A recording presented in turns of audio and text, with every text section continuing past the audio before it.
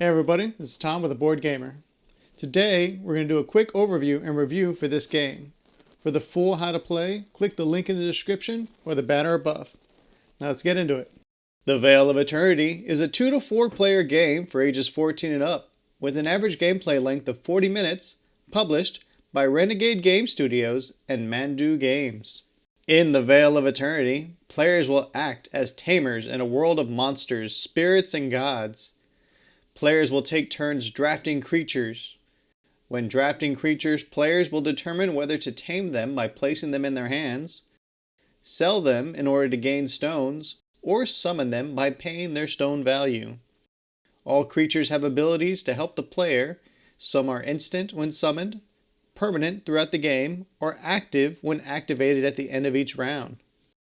The goal is to obtain the most points, and once a player passes 60 points, or you reach the 10th round, complete the round and go through the resolution phase, and the player with the most points wins.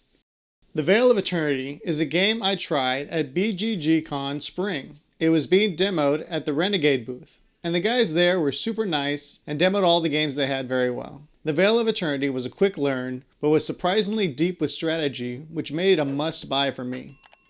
This is a game that I can feel comfortable showing off to new people that may not play many games, as well as with people who love strategy games. But is this game right for you? Let's take a look at it in a bit more detail and see if we can answer that.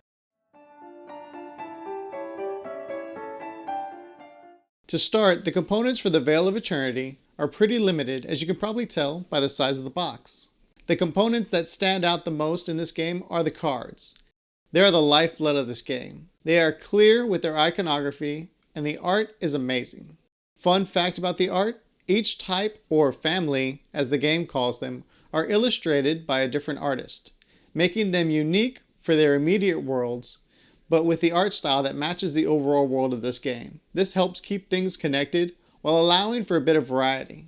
Some of the card families have synergy with other cards of the same family, but there are enough balance and all-around benefits from choosing from different families to really jump you ahead in points or to help with any strategy. The other components, like the wooden drafting tokens, are a nice touch and make the drafting part of the game much more impactful, since the wooden token has a bit of weight and the larger size to it. This was a simple way for the game to emphasize the importance of the action. The score tokens and the game boards are nothing really to write home about, but they match with the rest of the game, so there is also really nothing bad to say about them.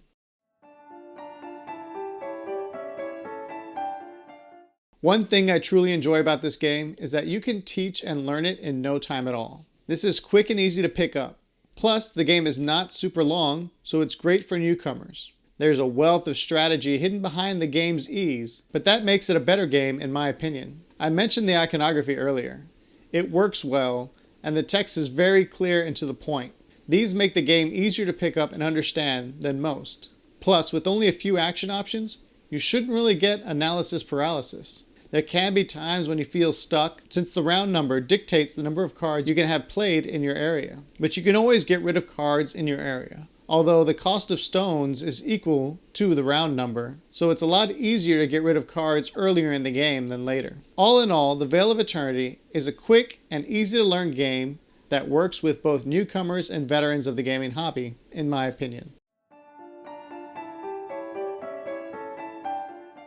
The Vale of Eternity has a good amount of strategy for its looks. At first glance, the cute looks and limited components make you think this is a luck-based kids game. Luckily, that is not the case. This game is all about synergizing with the cards you play to build an engine. And in order to play the cards in your engine, you need to time when exactly to play them, and to have the stones to play them by sacrificing others, or rather selling other cards that you will not need during the drafting part of the game. Not only that, based on the round you are in, you can only have a certain number of cards played in your area.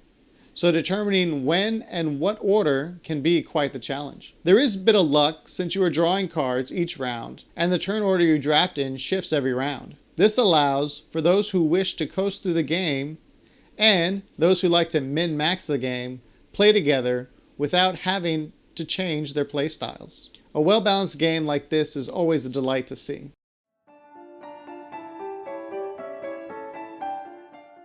The replay value for the Vale of Eternity is quite high in my opinion. Although in the long run you are building an engine, there is no ultimate combination that dominates all. This allows for experimentation. And with every card family being different, with a few overlapping cards, the freshness of the game lasts a bit longer.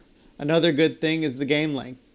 It is much more desirable to play a second game that lasts 30 to 40 minutes than one that takes a lot longer. Plus the size and minimal setup allows for it to be a game that travels. I find any game I can throw in a bag and has a pretty short play time gets played a lot more than some of the other larger games. I also found out that there is an expansion for this game, which means more cards and the desire to play them all. The narrative for the Vale of Eternity, or rather its theming, is just okay. The art helps it stand out, and the familiar creatures, yokai, and gods make it relatable. But the why we can tame these creatures and gods does not really come through in the gameplay. How is it we're allowed dominion over such creatures? Thankfully, the gameplay and the strategy make me care a little less about that, which goes to show the better a game plays, the more rough around the edges, narratively speaking, it can be. Plus, the art for these creatures is very cute, making you want them and not really care how you get them. Now, although the game doesn't show me how I'm able to do the things that I can do in the game, I still want to do them. Aside from the how, the who, monsters, when, on my turn, and the why, to score points, are answered. And that is enough for me. This board gamer says, I may not know how I'm able to tame these creatures, but the Vale of Eternity made sure that it was not boring. Thanks for watching. Please like, subscribe, and ring the bell to get notified about new videos. If you're bored now, click this for more games.